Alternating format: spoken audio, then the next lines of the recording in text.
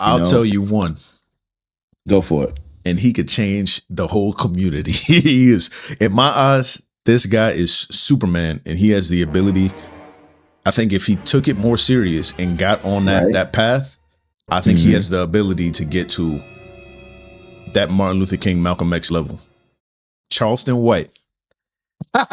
For president. Charleston White, damn right. I'll vote for him today. I'll send some money today.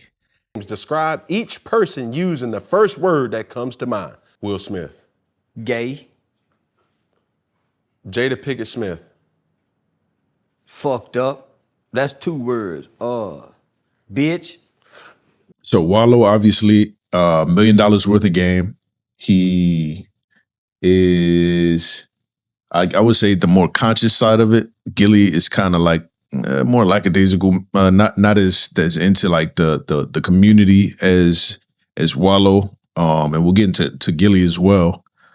But Wallow is like the guy who is gonna put himself out there and really call out shit that's unacceptable and kind of look at it from a different frame as opposed to kind of just going with the program or going with the flow. So we're gonna watch this real quick. I always tell people this. When that guy in the 80s pull up with that Benz, Envy know what I'm talking about. He got the Benz in the 80s. He got that gold chain on. He got that fila sweatsuit on with them filas. He got them rings on, them nugget rings and all that shit. And he pull up to the neighborhood. He's pulling up to our black communities to deal with the most beautifulest girl in our neighborhood. And when he pull up to get her, as he open in the car door and she get in the car door, you know who's speaking to him? Miss Johnson, Miss Brown, Miss Green. They go, hey, baby. But at the same time, you seeing Mr. John come back from work. He's a plumber, all dirty, and nobody speaking to him. I'm sitting on the step watching all this shit take place. So I said, damn, I got to be a part of this shit. In the black community, the women dictate who the man want to grow up to be based off of who they date. That's real. So I'm looking at it like, shit, I'm only seeing these girls, they dealers and dudes that got nice cars. I got to get me some nice cars to get me some ass. I got to get some jewelry. I got to get fly. That's what it was about. And the way you saw to get fly was that's the only people I seen to respect. Yeah. They only respected the criminals in the game. Right. How you feel about that? That's a deep concept, and it's actually understandable where you're coming from. I grew up myself idolizing the gangsters. Hell, to this day, I still like to watch like Power, Bumpy Johnson, and all these criminal-based movies and film. Because I used to look at it just like he looked at it as a kid. I used to sit out on the street corner and stuff like that, and I see them pulling up in the nice whips, and I'm from Jersey, so we from Jersey. You know what it is? It's the Cadillacs who's out there doing their thing. Cadillacs, and they had the Ninja motorcycles. You know what I mean? All the females was flocking to them and looked like a good look, and it was fast money. You know what I mean? I dibbled and dabbled in that type of lifestyle as well for the same reasons. For the clout, for the hood fame, for the females, because people notice you. People recognize who you are when you show that you have some type of notoriety. You know what I mean? Like you kind of like that hood star.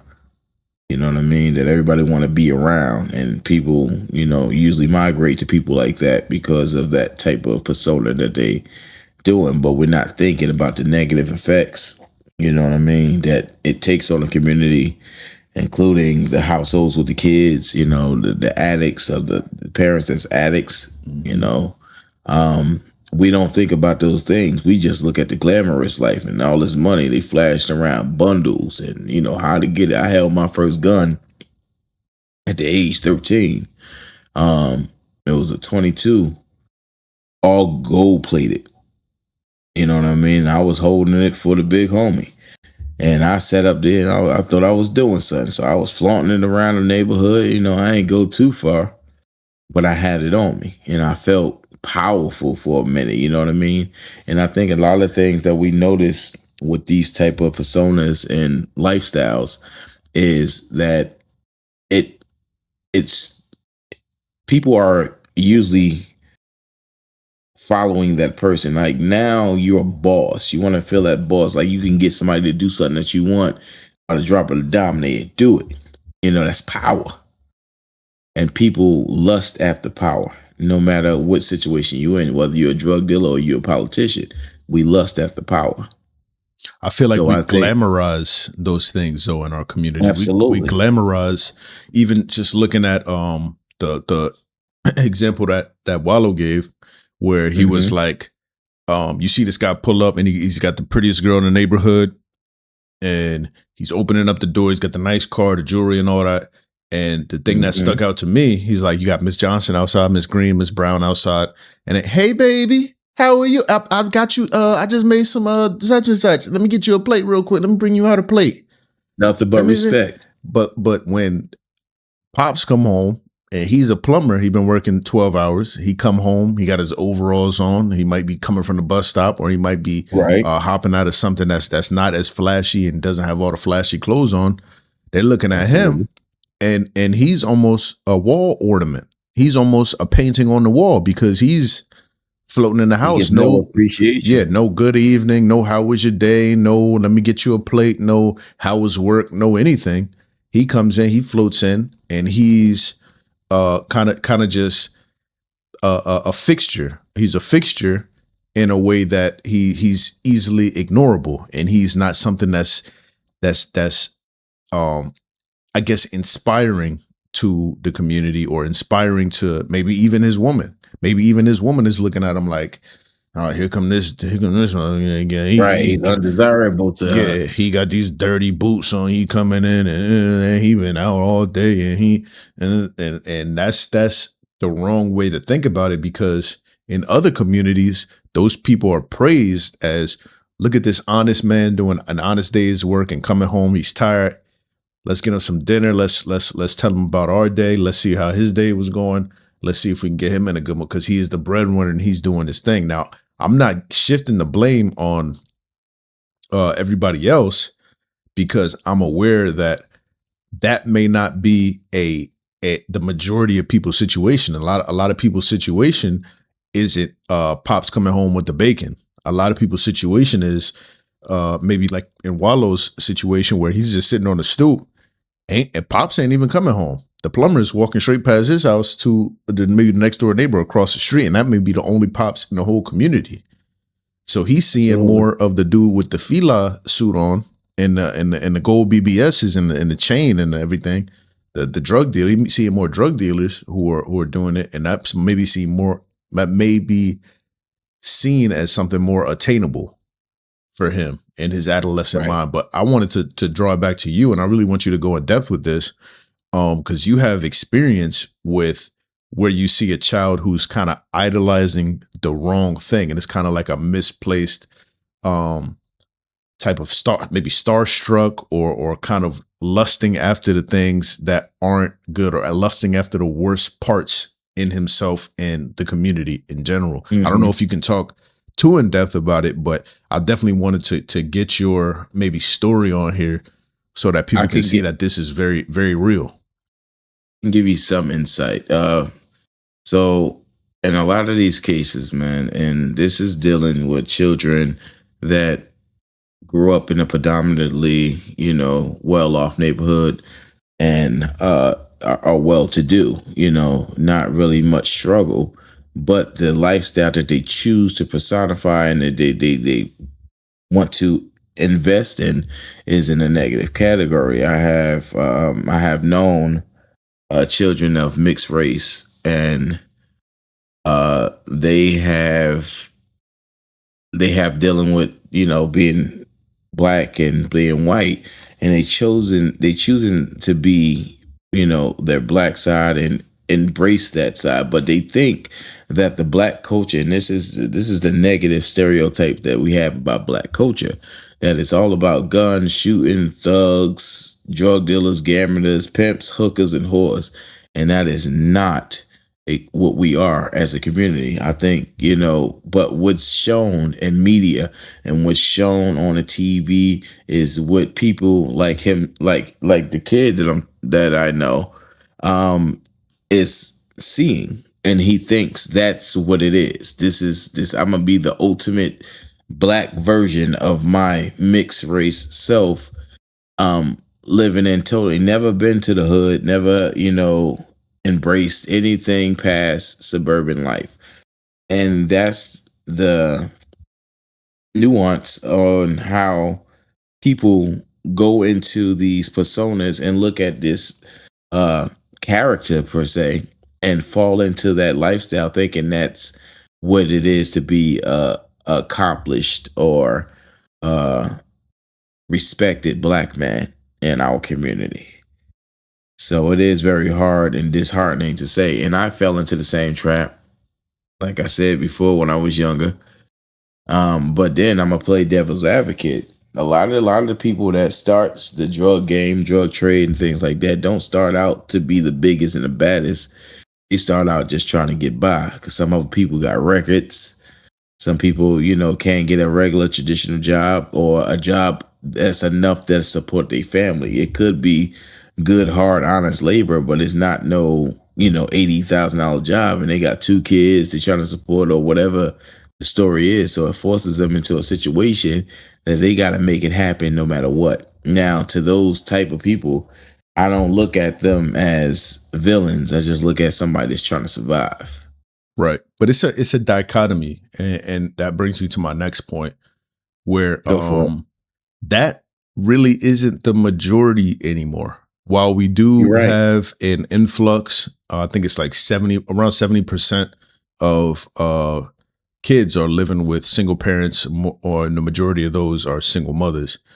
So they don't really have those male role models, and that's usually the I would say the police, the person who's policing the kids. So the mother is there to care and coddle and kind of pick the kid up and put them on their feet and send them off. But the man is the person who instills the guidelines, the guardrails to keep a child in line, keep them in place, and keep them on that right track. But by and large, I've noticed even through accents and nuances that our communities are starting to blur. And when I say the communities are starting to blur, you're seeing kids who are privileged, like you said, privileged and don't need to do some of these things, be influenced. Never been in the ghetto or nothing. Never been in a hard time. Yeah. They're being influenced by those things that they don't even come in contact just due to the internet. And I wanted to look at this thing because it's not only the boys.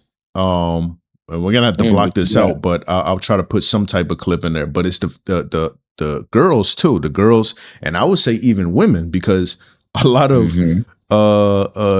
adults are being influenced. Because you'll see people who go to school, get good grades, do all the things, go to college, come out productive members of society, and then somehow just flip into this persona of, oh, I'm a thug, or I'm a baddie, or I'm doing this and I'm doing that, and you looking at them like, wait, but didn't you grew up down the street from me? We went to Franklin Middle School. You had pigtails, or you had a binder, you had a pocket protector. You was a good kid, straight and narrow, and now all of a sudden you got the bust down wig and you bat the baddie on the internet with the short dress, or hey, now you a thug, now you gangbanging, or now you got dreads and tattoos. Not saying that those things are kind of connotative to a poor lifestyle, but now you went from clean cut to now you are trying to portray a lifestyle that's not yours, and it's due to mainstream artistry, and we can blame hip hop for a lot of this, even though that is something that we both love. It does have a profound effect on malleable minds, whether that be children or adults. What's going on, everybody? Just a quick intermission before we get into the second half of the pod. Winny and Kels is brought to you in part by 2 niggas with full-time jobs. If you can find it in your heart, please like, comment, and subscribe. Either one of those, preferably all 3. It will really help us out, help the channel grow, and keep these conversations going. Appreciate it. Let's get back to it. So let's look at this real quick. This is Lizzo featuring Sexy Red. So you prepare yourself for this.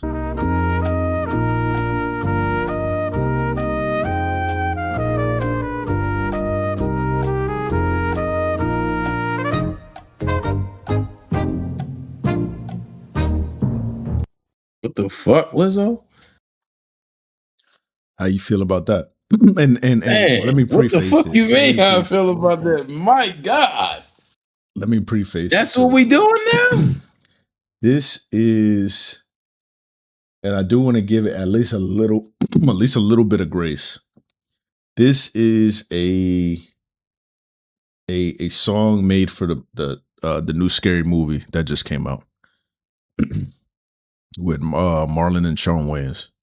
So maybe it might be made in jest, but regardless, is this something that you would want your daughter listening to? If you had a daughter who's, say, maybe 13, and you walk across her, she's on her laptop, and this is what she's vibing to. You know what's sad about it, though? I'm going to be real honest with you. Like, hot take incoming. Man, peep it. It goes a little like this. Like, internet and the access is so normalized now. Like, this is the way that basically parents used to make the TV babysit us when we were younger. Now they just stick on their headphones, they go in their rooms, or they go in whatever little spot they want to go in. Hell, they could be sitting next to you listening to this shit. If you don't catch it, you're not going to catch it until it's too late. And that's just the honest truth. Like, you won't know until she or he switches up on you. And then you're wondering what happened. You cannot police these kids anymore because everything is so free and fluent that it's no stopping it. Let me stick to that point that you just made. If we can't police children, who do we police? Do we police the record labels? Do we police the artists? Do we police the platforms that allow these things to come out without any? And you can see, I just clicked on that, pop right up. Just as easy as probably 1, 2, over 3. 10 million views. Nah, it's about 500,000 right now. It literally just came out a couple hours ago. But that's 500,000 views. How many of those are kids under 18, or how many of those are kids that are under 13? You know how much time the kids spend online. This is sliding right across their feed, and not even just on YouTube. We just looked at this up on YouTube. Imagine all the marketing somebody like Lizzo has to blast this, no pun intended, into hundreds of thousands of people's face all day, funny? Every day, for weeks and weeks and weeks at a time. How can a child even avoid something like this? Or how can a parent avoid their child seeing something like this or hearing messages like this? They can't. That's the God's honest truth. They can't. And that's why it's glamorized now. Exactly. It's glamorized and it's everywhere. Like a good old wholesome Christian family or whatever religion they believe in. And a lot of them don't believe in all this sexual exploitation of, the female body and everything like that. They're trying to protect their kids from it. And then their kids start to shun the parents. They start to act out towards the parents. And then, now you're not giving me my freedom. And now you don't trust me. And this, that, and third. No, I don't. Because of the bullshit you watching. I'm trying to save you from yourself. And that's what it comes down to. Hold on. Because I see you slowly stepping on your soapbox. Let's rewind it a little bit.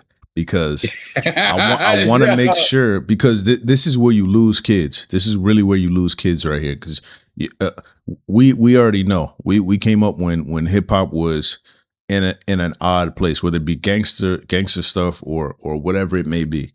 That to be at the inception of this over sexualized stuff. So blaming the kids is not where you're gonna make your money. Where you're gonna make your money, I feel like, and I want to provide a somewhat of a solution, or maybe just a different frame around it.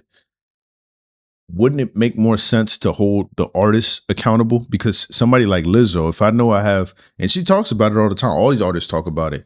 Thank you to my fans. I love that I affect so many people, and a lot of people look up to me, and this, that, and the third. And yet you go and hop in the studio and make something like that. The world would be boring without whores. And you're basically saying that into a child's ear. Do you think that Lizzo would go up to a 13-year-old child and say this into her ear and say that she's not responsible for what that child does after hearing a message like this? Absolutely. Regardless I don't. of if a child is a child can't police themselves. It's on the community to protect children. Yeah, it is, but it's getting harder and harder to protect these children. It is. Because of the fact is you let your kids go to school, right? You let your kids go to church, you let your kids go out into the world in the store. At any moment in time, when your eyes is not on them and you can't police them 24/7 because you got a job, you got things you need to do, it's going to get into their hands, whether it's from a friend, whether it's from another source, but it's always there because what your child don't know, another child do. Yeah. You understand? And it goes be either back to, like I'm saying, first grade, kindergarten. Hell, I saw children that was on a straight and narrow doing everything they possibly could, but just because their friend has a little trauma, that trauma then spreads like a damn disease because they're teaching the trauma that they were taught. You understand? Your child didn't know how to curse at first. You know what I mean? The only thing they said was, "Oh, darn it." You know what I mean? Now they coming home and saying, "Fuck you, mom." What's the solution? Because I don't want to make it preachy. I don't want to make it. I'm seeing kids. I mean, but you got to give it to them with some content. Yeah, and I think the solution is to police the media, absolutely. But that's going to take a lot of people standing up, willing to lose some of their freedoms on social media and internet access, because there's a lot of countries around the world that is doing that. They policing their social media, they policing the internet, and they policing how long can a person actually be on the web. That is not, if it's not serving a purpose, if it's just for entertainment and bullshit, they're policing that in other countries. I don't think we're ready to deal with that type of policing because we as adults. But I want to bring it down one more level to a more digestible. So policing the internet obviously is a lofty task. That's a lot. That's a lot for it is. And that's damn near federal law type of thing. Like you have to have litigation, you have to suing people and making laws and going after social media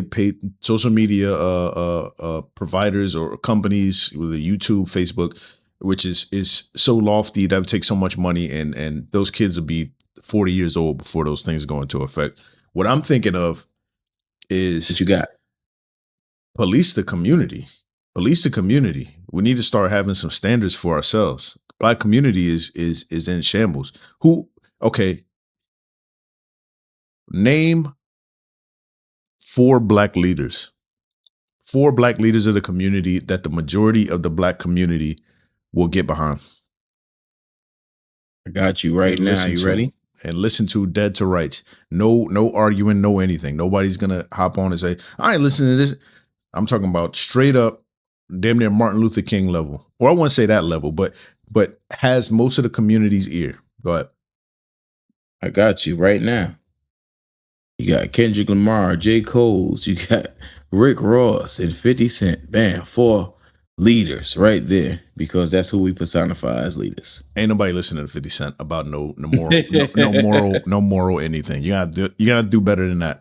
And that goes back to what I said before. We're looking at our artists as leaders, and you as somebody who's an adult even just said we need Kendrick Lamar and J. Cole, and these are just dudes. These are not. They don't do. They are not in that position at all. I want to make that very clear. Kendrick Lamar is not a community leader. J. Cole is not a community leader. Jay-Z is not a community leader. 50 Cent, just fucking laughable, is not a community leader. Those are not community leaders. We don't even know who to turn to for serious advice and serious consultation on our community as a whole. We're looking at people who get paid to dance around and sing on stage as people who are going to usher us into a better a better frame as far as community, is a better image. That's ridiculous. It is. And the reason why I said that as a joke, because that's what a lot of these young kids utilize as their leaders and their community heads, and a lot of adults falling under that category too. Like, oh, she an activist for that. Nicki Minaj, she run 2 charities and she give back to the community all the time. She just bought the whole community groceries for a week. This is what they glamorizing. This is what they see. We have no community leaders at this point in time. No strong black community leaders at this time. There's nobody shifting the community that I know of. I'll tell you one.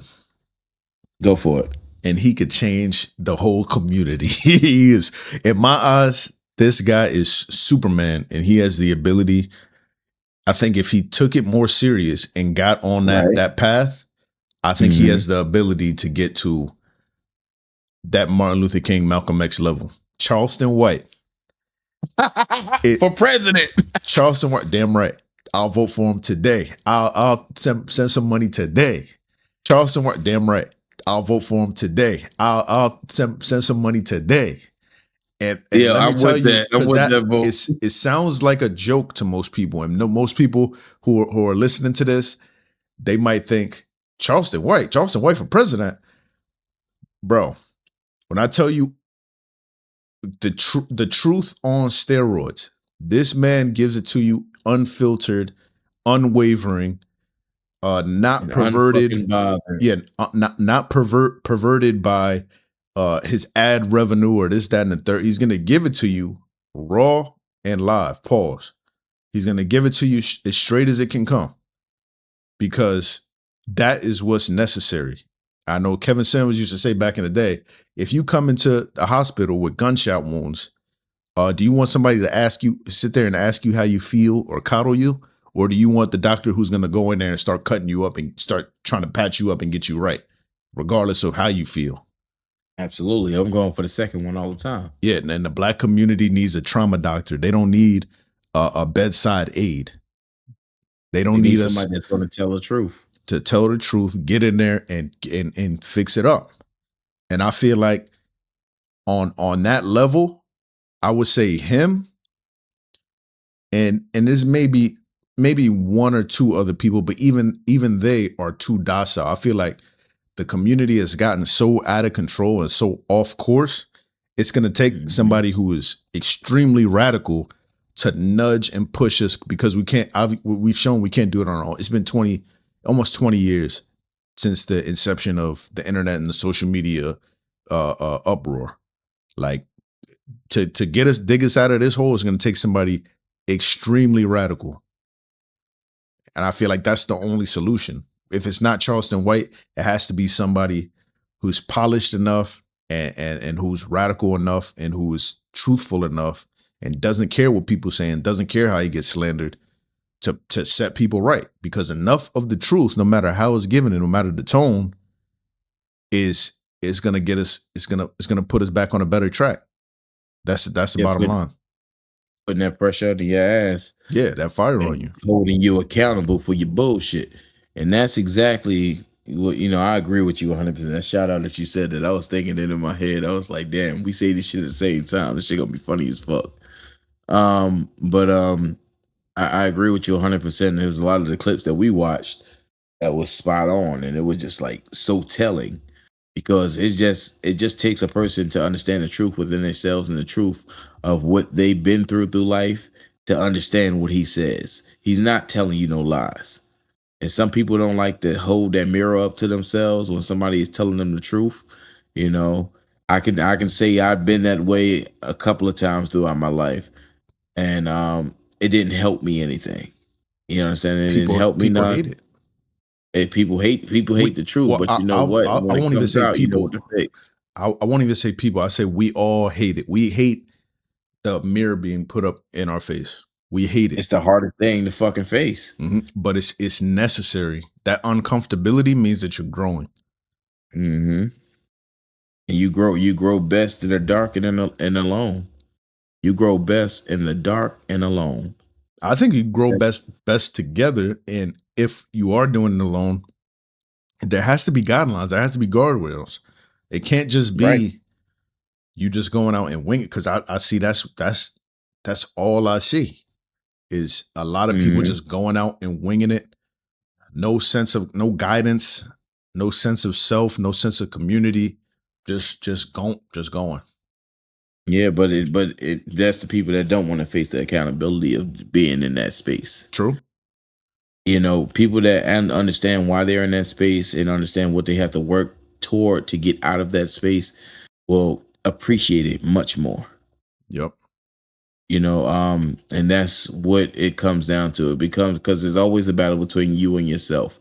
It has nothing to do with the community. It has nothing to do with anything else. You have to get back to that. You have to build back up to that. Like you have to build back up to a relationship that broke your heart, a marriage that fell apart. You know what I mean? A relationship that you got to rebuild with your kids. You have to build back up to that. But first, you got to face the problems that you had with yourself that got you in that situation in the first place. Right.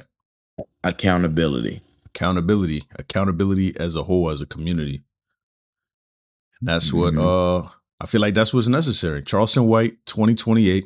If you like the video, go ahead and like the video. If you got something to say or you want to donate to the campaign, get in those comments. Share this out to whoever you can. And make sure you subscribe and come back for more, because we're going to keep on spitting this real shit. And you're going to keep listening if you're smart. Charleston White for president. Peace. Peace.